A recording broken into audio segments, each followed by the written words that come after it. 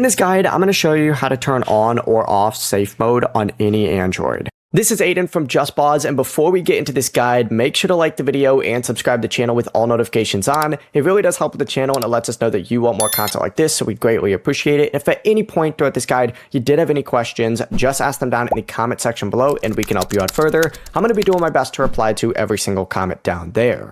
Begin by swiping down from the top of the screen and you're going to see a little power icon up in the top right. For whatever reason, that last screen does not show when I'm screen recording, but essentially go ahead and select either restart or the power icon and just wait for the phone to reboot normally.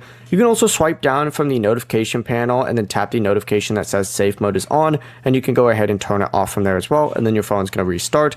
But for the final method to do this, you can also just press and hold down on the power button and the volume down button at the exact same time for about 7 to 10 seconds, and just keep holding that down until the screen turns black and the manufacturer logo appears.